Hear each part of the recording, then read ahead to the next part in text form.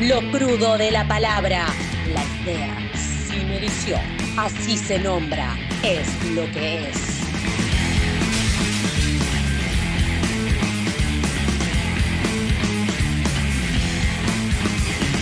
Exactamente, una conveniencia para el sistema. Claro, le salió el tiro por la culata porque de repente la mujer empezó a ocupar otros ámbitos y a reclamar, digamos, y a entender. Pero digo, más allá de todo esto que pasa previo a que llega la denuncia y que la fiscalía se entera de que esto está pasando, es decir, en tu experiencia, cuando llega la denuncia, toda esta persona o estas personas tienen un abordaje previo de alguna manera sobre esta situación que no empezó ayer.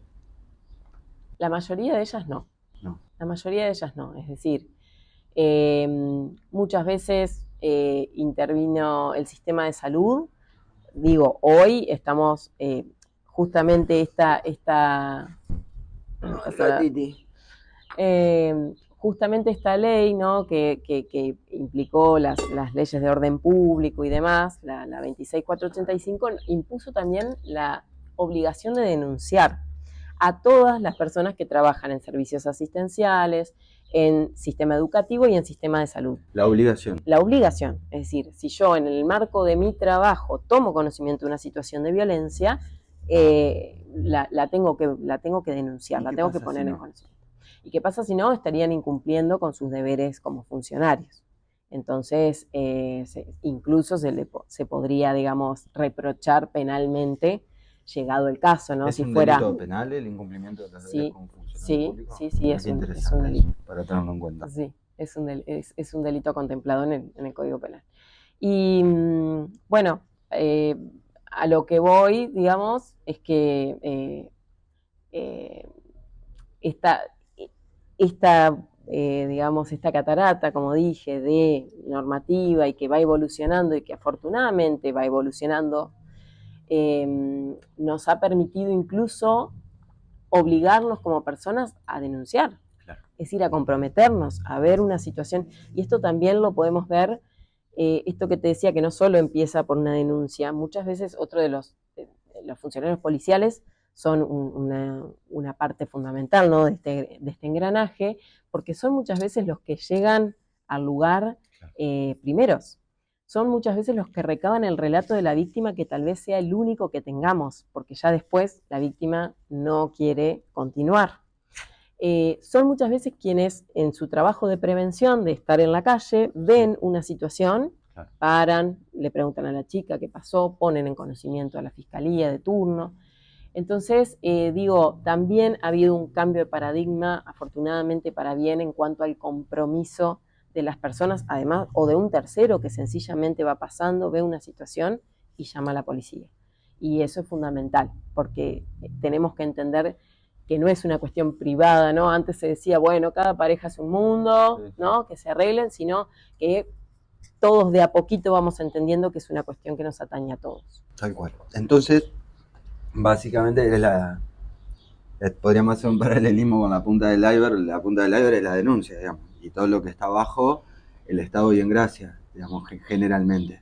Claro, es la violencia imperceptible. O sea, el famoso gráfico del iceberg es, la punta son las violencias visibles, en donde al ser visibles probablemente haya una intervención estatal. Ahora, todo lo de abajo son las violencias imperceptibles, que muchas veces son difíciles de detectar. Es decir, tampoco es que el Estado no quiera, a veces directamente no llega a conocimiento. Por eso es tan importante, yo siempre hago hincapié cuando critican, se ponen a revisar el lenguaje, si se habla con si se habla... Es importantísimo todo eso, porque todo eso, es decir, más allá, después podemos discutir si el lenguaje inclusivo es hablar con o es referirse de otras maneras. De hecho, en la justicia hay guías prácticas de cómo tener un lenguaje inclusivo, que no son con pero son, digamos, es una manera también de incluir a todos y a todas en ese acta, en ese documento. Pero, perdón, la mosquita. Ajá, anda revoloteando. Pero bueno, lo que me fui de tema. Vos traeme. Este es el vivo, este es el vos vivo. traeme. Muy bien. No, lo que digo, hablamos de la intervención previa a la existencia. Claro, digo, y lo importante que es poner sobre, que lo hicieron los movimientos, las luchas feministas, de poner sobre la mesa de que también modificar el lenguaje es modificar pensamiento. Entonces no es tan como, ¿no? Se lo intenta como quitarle valor, ¿no? Decir qué pavada se ponen a... No, es que todo está relacionado. Desde que el lenguaje sea androcentrista, ¿no? Que tenga como centro al varón heterosis, hasta esto, un insulto, el acoso callejero, que antes estaba totalmente naturalizado y normalizado y que hoy las personas se acerquen a una comisaría a denunciar un acoso callejero, es revolucionario, porque es decir, yo no tengo por qué escuchar eso, ¿no? Entonces, entender que la violencia va escalando, entonces hay que tratar de abordarla lo más tempranamente posible. Sí, totalmente. Entonces, la denuncia, 3 meses para investigar, y hay posibilidades de elevación a juicio, hacer un ¿cómo es que se llama? Un debate. Que sería el juicio. Ajá. Pero un abreviado, un juicio abreviado. Donde, una salida alternativa, sí. Que hay como un consenso de partes en la asunción de que eso efectivamente pasó por parte del victimario en este caso. Exacto. Y un acuerdo de pena que en general es menor. Y que la víctima, por supuesto, esté de acuerdo con ese procedimiento. Dentro de todo esto vos nombrás mucho, y creo que te toca una fibra emocional también, la retractación. Como que la cuestión de retractarse está muy presente. Y en eso, lo que te voy a hacer una pregunta que está muy sesgada, pero ¿son las feministas las que denuncian? Si pudiéramos definir a una feminista, ¿no? Decimos esta mujer es feminista y esta mujer no es feminista, ¿no? Una definición burda, pero no importa, para pensarlo en criollo. Sí. ¿Son las feministas las que denuncian situaciones de violencia que viven, o en general quienes denuncian situaciones de violencia que viven no traen ese bagaje per se o esa impronta o esa militancia o esa cosa? Claramente no, en general no. Hay, por supuesto, de todo, ¿no? Pero claramente no, por eso el trabajo es tan arduo, porque digamos, cuando uno toma contacto personal con esa mujer y esto nos empieza a contar o empieza a tratar de decir, no, porque yo en realidad me equivoqué, yo no quise decir esto, ¿no? Mínimamente tenemos el deber de indagar un poquito más, no nos podemos, como dije, con perspectiva de género, no nos podemos quedar con eso. Y ahí es donde notamos que claramente no han tenido posibilidades de tener herramientas que les permitan entender que ellas trabajan igual aunque trabajen en su casa. Esto de decir, no trabajo, soy ama de casa. Claro. Yo trato de corregírselos desde mi humildísimo lugar, pero decirle, vos trabajás, es decir, haces un trabajo enorme con tus hijos en tu casa y él trabaja afuera. Pero eso no significa que vos no trabajes. Entonces, eso son, qué sé yo, detalles que a algunas les llegará, a algunas no, obviamente, tampoco pretendo que... Pero sí entiendo que hay que, desde todos los organismos del Estado, es decir, todas las personas del Estado que tengamos contacto con estas mujeres, empezar a abrirles ese abanico, ¿sí? Poder que ellas puedan entender otra cosa, que ellas son otra cosa, que se valoren y que a partir de ahí sí puedan decidir. Es muy difícil tomar este tipo de decisiones si sigo o no sigo con esta pareja que me golpea, si yo siquiera valoro, perdón, el micrófono, valoro quién soy y lo que hago y lo que merezco, ¿no? Claro. Entonces las feministas no denuncian. No, yo no diría eso, no diría eso. Hay personas, digamos, que denuncian con un mayor conocimiento, digamos. Y eso lo podés notar cuando las denuncias te cuentan un hecho, pero a la vez te dicen, además yo he sido víctima de violencia económica porque él toda la vida hizo esto, además violencia digital porque él, es decir, hay personas, claramente mujeres, que tienen un mayor conocimiento, afortunadamente, de las leyes, de cuáles son las violencias contempladas, Y bueno, y eso también hace que ellas pidan con mayor precisión, es decir, porque conocen el círculo, conocen cuáles son las medidas que pedir y demás. Y de la casuística diaria no son la mayoría. No, claramente no. Son una minoría. Sí, las que saben, no, son una minoría, no, por supuesto. No. La mayor cantidad de casos son personas que no saben nada y ni hablar si es la primera vez que denuncian. A veces se da que han denunciado muchas veces, entonces ya para la segunda, la tercera, la cuarta, ya más o menos conocen la dinámica. Pero cuando es la primera vez que denuncian, no, en general no tienen información. Y me decías también esto de que cuando la víctima, o hasta la no confirmación de ese delito, la posible víctima, se retracta, digamos, todo el proceso justamente de investigaciones es mucho más complejo porque vos tenés que probar un hecho que la persona que lo denunció está diciendo que en realidad no. Exacto. ¿No? De alguna manera. Exacto. Y se ponen en juego todas estas cuestiones, lo que vos decías, la pericia. Bueno, la pericia psicológica, donde se aborda desde un profesional de la salud mental a la víctima en este caso, a la potencial víctima, sí. Y se indaga sobre a ver si vive en un escenario donde, etcétera, etcétera, todo esto es posible, ¿no? Uh-huh. Pero digo, también te ha pasado, entiendo yo, de llegar a una instancia de debate, de llegar a una instancia de juicio y que la víctima llegue al juicio diciendo, esto acá no pasó. Totalmente. ¿Qué pasa ahí? ¿Qué pasa? Bueno, afortunadamente, por lo menos en mi experiencia, en la mayoría de los casos, no en todos, obviamente ha habido una perspectiva de género por parte de quien ha juzgado y se llega igualmente a la condena. Es decir, ¿qué pasa? Por supuesto que es la testigo fundamental es la víctima, ¿no? Entonces, cuando se sienta a declarar, digamos, y puede pasar o que no dé mucha información, o que diga que no sucedió, o que diga que sucedió de distinta manera. Bueno, lo que intentamos es a través del resto de las pruebas de contexto que se llama, es decir, evidencias de contexto, intentar probar ese hecho de todos modos.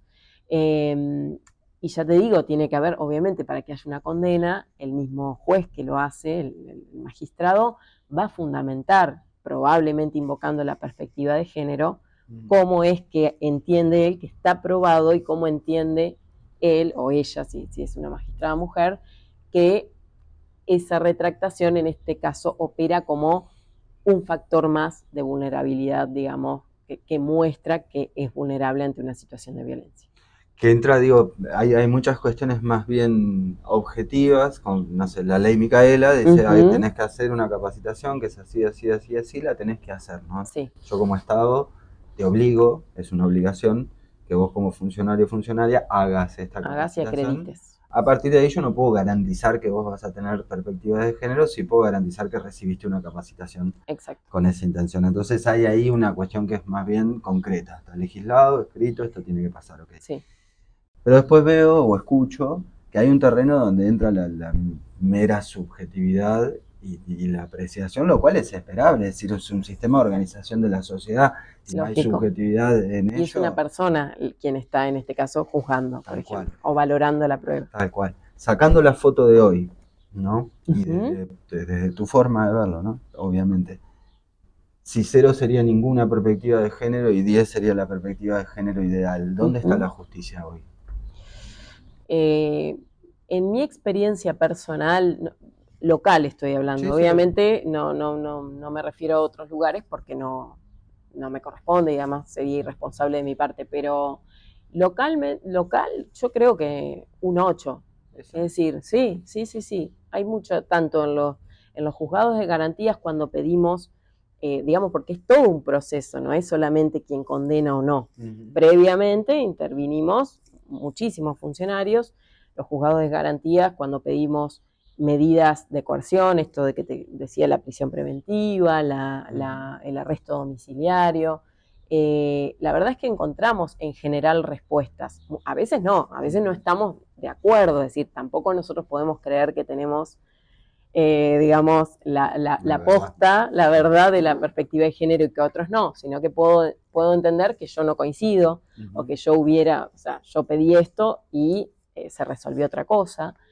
Y en cuanto a los juicios, en su mayoría, en mi caso, se han resuelto con condenas de víctimas retractadas, en particular uno no, y obviamente eso se recurrió. Entonces ahora estamos esperando a ver si un tribunal superior, para lo que uno puede ver, tiene o no la perspectiva de género que uno espera al menos para ver si esa sentencia estuvo bien fundada o no. Qué loco, porque uno pensaría desde una visión muy superflua y llana, ¿no? Desde lo social, y esto te decía, las movilizaciones, pasó ayer un hecho y mañana tenés una movilización, un pedido de justicia, que uno entiende que no es que están pidiendo que sea ya, sino que están generando tensión, es decir, los estados, tanto a nivel municipal, provincial como nacional, sea en el ejecutivo, en el legislativo o en el judicial, responden a las tensiones. Y es lógico que si determinada causa o lo que fuere tiene una repercusión social, es esperable que no pase lo mismo, que no articule lo mismo para adentro, tanto en el sistema judicial como en el legislativo, como en el sistema ejecutivo, digamos. Es lógico, somos tensión social dependiente, si se quiere. Totalmente. Bueno, juegan ahí mucho los medios de comunicación también, que bueno, la perspectiva ahí te la debo en general, pero bueno, acá estamos. A lo que iba con todo esto, que es lo que me olvidé, pero ya me voy a acordar, lo que digo es, lo que te decía hoy, hay una cuestión concreta y hay una cuestión subjetiva, ¿sí? Pero a su vez hay una pretensión, ¿sí? Y en este caso, en esto que vos decías, pensando en las víctimas retractadas, hay una inversión de esa cuestión, ¿no? Porque digo, por un lado uno pensaría, la sociedad diciendo, che, acá está pasando esto, necesitamos que hagan algo, bla, bla, bla, bla, bla, bla, bla, bla. La fiscalía o el sistema judicial tomando conocimiento de esto que está pasando, y después la sociedad representada en esa persona víctima de género, ¿no? En ese caso diciendo, no, esto no pasó, y en ese caso como que se invierte la cosa. Quien tensiona ahora es la fiscalía. Exacto. Desde su perspectiva y entendiendo que retractarse es algo propio que responde justamente al círculo de violencia. Exacto. Pero se invierte, y al final quien más interesado está de alguna manera es la fiscalía en que ese hecho se valore. Es por lo que te decía de que cuando se bien entiende este deber que tenemos, digamos, o se bien entiende esta cuestión de que ahora nos compete a todos, al Estado en general, combatir esta cuestión, no específicamente, ahí es donde más perfectamente se ve reflejado esto, es decir, la misma víctima, es decir, la damnificada directa es la que está diciendo, yo no quiero continuar con este proceso. Sí. Sin embargo, se habilita a que los organismos judiciales continúen y sigan adelante y busquen una sanción penal para eso, justamente porque la normativa ya lo ha previsto y ya nos ha habilitado para hacerlo, ¿sí? Es decir, esto nos compete a todos, nos compete como Estado, no le compete solo a ella como víctima directa. Sí, pero digo, me llama mucho la atención la inversión simbólica de intereses. Sí, digamos, sí. Era la sociedad, digo, representada en esa víctima, Sí, ¿no? por un momento demandada, digamos, en cuanto a que se espera una respuesta y por momentos, al contrario, siendo el Estado o el sistema judicial el que continúa a pesar de la voluntad, si se quiere, de la víctima. Claro. Y digo, hay o si se quiere, no lo voy a afirmar, pero digo, hay una idea dentro de los feminismos, también para hablarlo en esos términos, que es interesante no plantear el feminismo como una sola cosa, sino como una amplitud de movimientos, de grupalidades y no, de construcciones simbólicas y subjetivas, de construcciones teóricas y de materialidades, como puede ser en este caso una legislación, que ahí hay una cuestión más material, si se quiere. Pero digo, uno entiende que hay una atmósfera de que justamente la justicia no tiene perspectiva de género, de que no hace nada con los casos de violencia, entran y salen como, ¿no? El lorito, la puerta giratoria. Tal cual. Y esta cosa del discurso por ahí, a la humilde forma de entender de uno, un discurso fundamentalmente desresponsabilizado, es decir, viendo desde afuera la problemática, y en esto que vos decís, si es una problemática que nos importa a todos, yo no la puedo ver desde afuera. Si me pongo afuera a verla y a señalar, digamos, y no le estoy poniendo el cuerpo, y sería la forma de trabajar para resolverlo.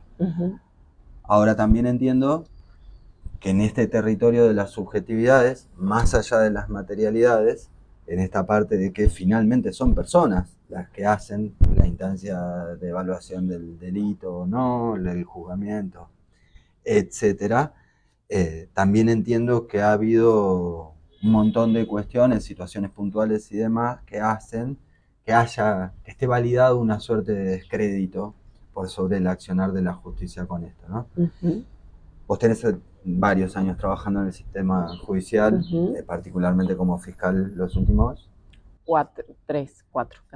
Casi 4 años. Y has visto, según lo que entiendo que venimos charlando, que hay un cambio hacia adentro, más allá de que puede no ser el ideal, que obviamente no está terminado y demás, pero que hay una transformación concreta de las cosas que suceden. Pero a su vez también entiendo a la compañera que dice, che, acá no pasa nada, ¿sí? Sí. ¿Cómo juegan esas dos cosas? O cómo vos, como funcionaria del Poder Judicial, ¿qué le decís a esa compañera que entiende que el Poder Judicial no le da ninguna respuesta? Bueno, sí, totalmente. Tal cual lo describís, lo veo. Es decir, entiendo la demanda, entiendo el reclamo siempre hacia la justicia. Por eso te decía, pretender que la justicia solucione un montón de problemas que tal vez no le corresponden a la justicia es muy pretencioso y a la vez es equivocado. Es decir, no podemos pedir una respuesta en un organismo que no me puede dar esa respuesta, ¿sí? Entonces, lo que yo le diría básicamente es que conozcamos que todos los operadores judiciales o de distintos lugares del Estado podamos conocer con profundidad cuáles son los roles, o sea, cuál es el rol, cuáles son las dificultades, cuáles son las cosas positivas de cada uno de los lugares. Es decir, en esto, bárbaro, no, vamos bien. Y en esto no, acá tenemos un límite. Si uno reconoce el límite en el otro también, o sea, reconoce el propio y reconoce el del otro, vamos a poder trabajar en conjunto, vamos a poder avanzar, vamos a poder pensar mejores maneras de trabajar. Pero si yo siempre estoy criticando lo que hace el otro, y es bastante probable que no pueda llegar a entender, es decir, no me puedo llegar ni a informar. Si yo no tengo comunicación, no me puedo llegar ni a informar de cómo se trabaja en la justicia. Lo mínimo que tengo que hacer es saber cómo se trabaja para poder criticarlo. Y yo por ahí veo eso, que no se sabe cuáles son los límites que tenemos, como en el fuero penal, por ejemplo. Entonces se nos exige meter a alguien preso cuando a veces no nos lo permite la ley, ¿sí? Entonces eso me parece es la cuestión neurálgica de poder con humildad saber los límites propios y los de los demás, y así poder construir, desde ahí poder construir. Sí, también por otro lado entender que la solución a esta problemática, que es transversal, que es universal, multifactorial, etcétera, no va a ser meter preso a una persona, más allá de que para la víctima, esa víctima puntual, que también debe haber pasado víctimas, que finalmente la persona, el victimario o el imputado termina con una pena y efectivamente cumple una pena que lo priva de su libertad, es decir, va a la cárcel, para decirlo más en criollo. Y para esa persona entiendo que le ha de generar un alivio, saber que quien la violenta, al menos durante algún tiempo, no tiene esa posibilidad. Tal cual. Y ahí entra en juego otra parte del Estado, que es por un lado el juzgado de ejecución y por un lado el sistema penitenciario. Entonces, digo, también pretender que es, hay teorías, ¿no?, de que dentro de esa, digamos, de la ley de ejecución, estas personas tienen que tener las herramientas, los recursos para poder salir resocializados, ¿no? Bueno, a veces pasa, a veces no, es decir, me encantaría una estadística de eso. Una estadística, sí, pero bueno, también hablar con franqueza de eso con la víctima, es decir, a veces nos preguntan, ¿y qué va a pasar cuando salga? ¿No? Y claro, en realidad yo como fiscal, mi trabajo ya terminó, luego va a haber otro juzgado que va a intervenir en esa ejecución de la pena, pero incluso cuando cumpla pena, ahí digamos, esperemos que no pase nada, y si pasa vamos a tener que volver con esa, digamos, a activar los mecanismos, que ojalá que no suceda, pero mientras exista la violencia como algo subjetivo, como una cuestión arraigada de un sistema patriarcal como lo es el que tenemos, es bastante difícil que una persona deje de un día para el otro de ser violento. Necesita ser tratado, necesita terapia, necesita entender por qué también, porque esa persona probablemente ha sufrido violencia. Es decir, las personas, esto de ningún pibe nace chorro, esto es lo mismo. Claro, es una reproducción. Es una reproducción y es una construcción social. Es decir, también todo ese sistema me permitió a mí durante muchos años ejercer esta violencia y ahora me están diciendo que no. Bueno, no es tan fácil no es tan fácil que lo comprenda solo con una condena. Es como el carnaval, ¿no? Que tenés la música al palo, escabio, fiesta, bla, bla, bla, pero si te metes a bailar te saca la policía. Exactamente, es como, bueno, solo ahí es donde se interviene. Sí, pero bueno,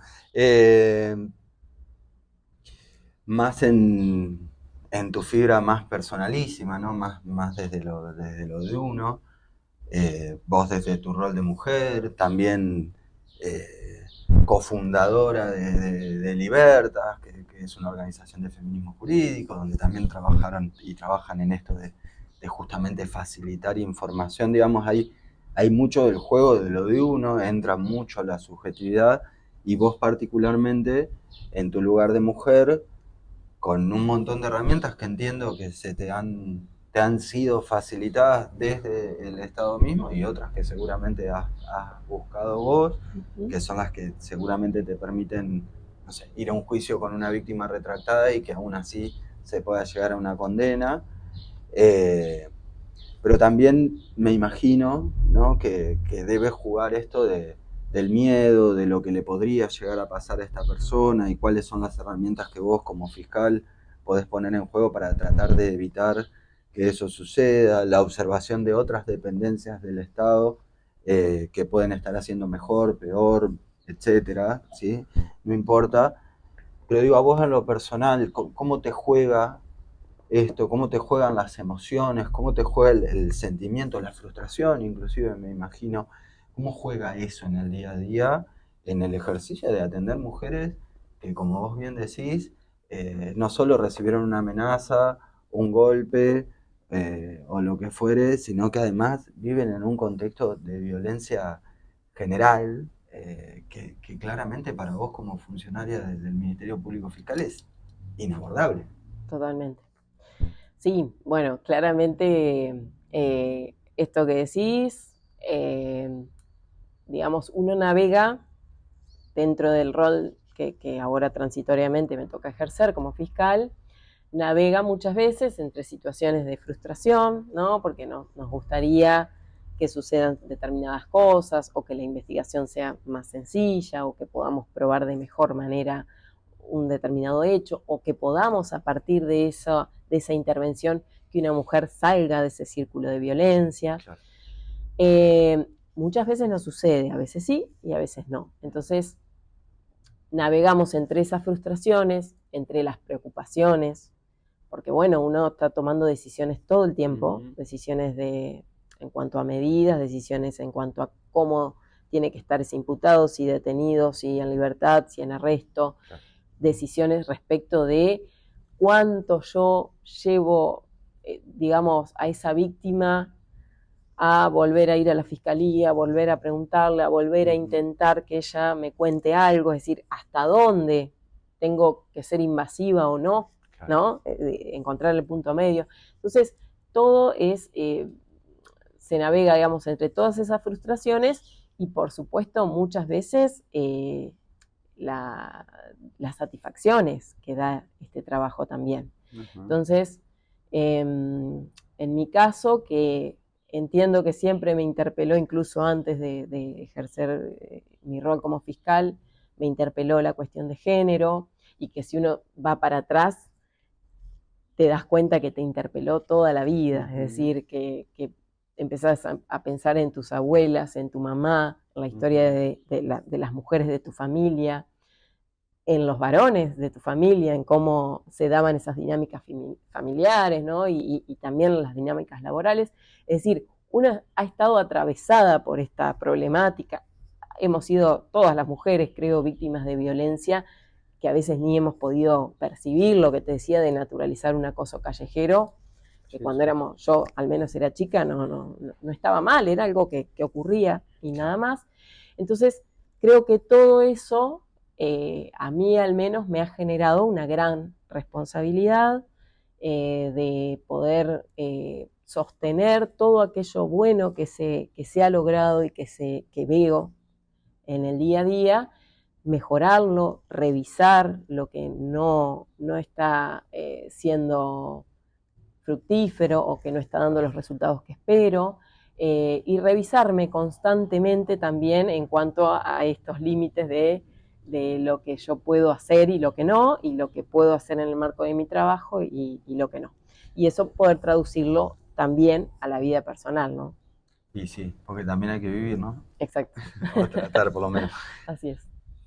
Para cerrar, pensaba esto de como una de las tónicas que da vueltas, justamente da vueltas, es el círculo de violencia, ¿no? Como se pasa por estos estadios de la instancia donde sucede una situación violenta, después se pasa la denuncia, la retractación quizás, o la denuncia quizás no. Sí. Después viene como esta suerte de luna de miel, que es donde de repente el chabón que era un violento es una persona muy atenta y la cuida y bla, y es todo muy cariñoso. Y baja la tensión y después empieza... Y después empieza a escalar de nuevo, ¿no? Y pensaba esto que, para tirar un datín más, yo me acordaba del caso Asunta, de la serie de Netflix, que Netflix no solo nos adoctrina para el mal, sino a veces tiene alguna cosita que nos puede abrir un poquito la cabeza. Creo que en su mayoría nos adoctrina para el mal igual. Pero bueno, más allá de eso, el caso Asunta hablaba en la misma serie, decían que una mujer vuelve en general unas 8 veces con su victimario hasta que finalmente en la 8ª o la 9ª vez que denuncia, o que se va de la casa, o que toma una acción concreta para cortar la situación de violencia, es la que finalmente logra de salir. Y digo, si uno tiene en cuenta esto, vos decís, claro, se denuncia o se va de la casa, porque uno lo que tiende a pensar perdón, pero no es el caso Asunta, porque Asunta es una madre con una hija. ¿No era el caso Asunta? Me parece que es otra. Ay, no recuerdo. Pero bueno, no importa. Viene pero... al lugar. Sí. No vean el caso No, claro, no, porque es otra temática, por eso. No recuerdo. Bueno, creo que era Estados Unidos y que había una casa de recepción de mujeres. Exacto, las cosas por limpiar. Las cosas por limpiar. Sí, esa serie. Y a mí, en lo personal, a mí esa serie me ayudó a entender justamente esta situación de la retractación, porque lo primero que a mí al menos me generaba, es muy personal esto que voy a decir, pero me generaba como una bronca, como decir, che, esta piba lo denuncia, se repudre, pasa de todo, y a los 2 meses está de nuevo con el chabón, y obvio que la va a cagar a palos otra vez, y obvio que bla, bla, bla, bla, bla, y te terminás enojando con la víctima. Pero que justamente con la última persona que te deberías enojar. Sí. De hecho, no te deberías enojar con la víctima, pero si no se entiende todo esto, es muy difícil que no te genere un enojo, porque vos decís, se articulan un montón de cosas para que estés mejor y terminas yendo a la boca del lobo. No, totalmente. En esto, para la compañera, el compañero, la compañera que se comió esta entrevista hasta el final, que leo, que miro, que busco, que me ayude a entender que uno viene de donde viene, que no nacimos en el mundo ideal, ni mucho menos, nacimos en el mundo real, en términos de género, si bien muchas cosas están mejor, entiendo yo, y mi humilde opinión es que aún estamos lejísimos, pues las situaciones de desigualdad de poder, mientras sostengamos un capitalismo tan extremo como el que tenemos, va a ser imposible que se puedan desandar, y que cada vez es más extremo, de hecho, por otro lado. Pero aún así, ¿qué puedo leer, qué puedo mirar que me rompa un poco ese esquema? Y fundamentalmente me interpela la transformación de uno, porque mirar para afuera y criticar en general es facilísimo, pero transformarse uno implica un laburo, implica un decir, che, yo soy esto y hay algo de todo esto que quiero cambiar. ¿Qué miro? ¿Qué leo? ¿Qué busco? A mí me tocó esa serie que te decía, ni me acordaba el nombre. Pero sí, bueno, sí, depende de qué plataforma busque, bueno, es muy amplio, pero yo creo que hay muchas series que tocan temas, por ejemplo, Anatomía de un escándalo, es una serie que toca el tema del consentimiento en los casos de abuso, cómo se pone, digamos, en tela de juicio justamente el consentimiento de una persona, ¿no? De que no, bueno, vos si llegaste hasta acá, estaba todo habilitado, claro. Y no, a partir de que te digo que no está todo habilitado. Claro. Entonces, eso, por ejemplo, es una serie inglesa que muestra eso, porque además se da en ámbitos de poder, en donde se juegan otras cosas también. En cuanto a lectura, mira, eso es muy personal, porque hay personas que pueden, qué sé yo, desde una novela poder, ¿no? Internalizar ciertas cuestiones. Hay otras personas, si sos más del palo, que lees información más dura, más teórica. Pero a mí me parece que ayuda mucho, por ejemplo, las guías de las que habla, que saca, digamos, la UFEM, o que saca a veces, que es como la unidad de la mujer del Ministerio Público Fiscal de la Nación, saca guías prácticas todo el tiempo que permiten al ciudadano de a pie, digamos, entender, porque están escritas muy, digamos, en lenguajes bastante entendibles para cualquier persona, permiten entender cuáles son estos círculos, estos mecanismos, las estadísticas. Se hacen estadísticas desde la Corte Suprema todos los años, a veces con un desfasaje, es decir, en mayo del 2024 sale la estadística del 2023, claro. Pero con un trabajo tremendo, donde te explica cuáles de esas mujeres que denunciaron, no sé, es decir, su situación socioeconómica, en cuántos de esas denuncias era su pareja o en cuántos era intrafamiliar, en cuántos de esos hechos. Es decir, hace incluso, además de un informe muy extenso y muy preciso, hace también gráficos. Claro. Que a veces para lo visual es mucho más pedagógico que leer un informe capaz de 80 páginas. Y eso me parece que leer las estadísticas crudas de cuántas mujeres mueren por día, de cuántas denuncias, me parece que algo tiene que impactar, y después que cada uno lo pueda canalizar su curiosidad de la manera que más le guste, digamos, con una serie o con un libro o con la manera que mejor le parezca. Claro. Y la última, yo soy un ciudadano de a pie, que de hecho lo soy, de a pie en la bici tengo. Yo también.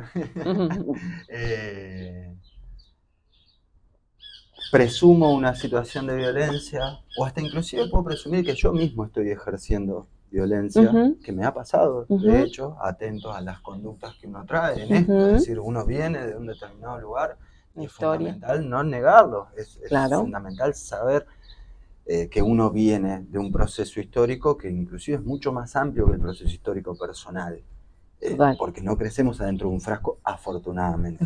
Algunos sí, igual, pero uno afortunadamente no. Pero digo, o puedo ver como ciudadano de a pie que se está hay una situación de violencia y qué sé yo, y no hay una denuncia, no hay esto, no hay lo otro. ¿Cómo arranco? ¿Cómo arranco a desandar ese camino? ¿A dónde voy? Yo no, la compañera que empieza como a abrir los ojos y decir, mira, que me empezó a decir de la ropa para salir, ahora de repente no me junto más con mis amigas, de repente tal cosa, de repente tal otra, esto está creciendo, algo está, ¿qué hago? Claro. ¿A dónde voy? ¿Dónde? Porque, como vos decías, por ahí no configura un delito, pero es una situación que evidentemente está escalando. Exacto. Obviamente, si esa situación no se puede destrabar de la manera, digamos, personalísima, de decir, termino con esta relación, porque entiendo que si buscas ayuda afuera es porque ya no lo has podido hacer, yo entiendo que hay que denunciar. Después corresponde a las autoridades discernir si es delito, si no, más allá de lo que puede existir en relación a una terapia, es decir, ayuda más personalísima, yo por ahí necesito herramientas para poder transitar esta denuncia, por ejemplo, o para incluso poder denunciar. Muchas mujeres me han dicho, hoy vengo a denunciar, pero esto pasó hace un montón de tiempo, pero gracias a la terapia yo hoy puedo estar acá. Entonces, entiendo que si es una situación en la que no pueden solas o que no pudieron con la ayuda de sus más cercanos, denuncian la situación y ahí se verá qué organismo debe intervenir o qué organismo del Estado también podría ayudarla. Sí, pensaba en salud mental del hospital, digo, en una persona que está viviendo una situación de violencia. Bueno, después tendríamos que hablar del sistema de salud, que es otro mundillo, ya lo vamos a hacer. Pero digo, no sé, yo pienso en una mujer que esté sufriendo una situación de violencia de estas características, sí, en escalada, me la imagino yendo al servicio de salud mental del hospital. Sí, venite en 6 meses que tenés un turno y en 6 meses te cago a palo 4 veces, digamos.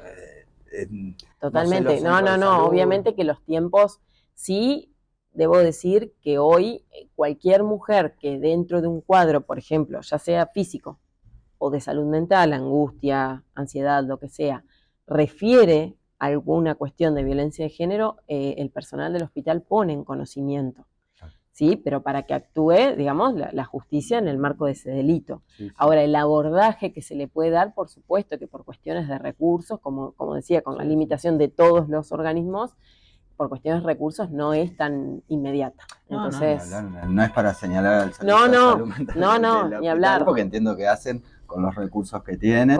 Seguramente podrían hacer mejor, seguramente podrían hacer peor. Total, como todos. Pero bueno. Pero sí entiendo que, claro, que muchas veces es decir, nosotros tenemos que resolver la investigación en 3 meses o 6 y llevar a juicio y demás, y es lógico que una terapia, por ejemplo, en el caso, supongamos de que ni hablar, yendo al hospital, que tiene sus tiempos. Y suponete una persona inclusive que tenga la posibilidad de pagarlo y de hacerlo de manera privada, tampoco es tan fácil. Es decir, uno no resuelve los problemas, ninguno de nosotros resolvemos los problemas en 3 meses ni en 6. Sí es importante el acompañamiento y el que no se sientan solos. Bueno, muchísimas gracias. ¿Fue muy duro? Nada, para nada. No. Mejor de lo que pensé. ¿Te tomamos mate? Sí. Gracias por la invitación.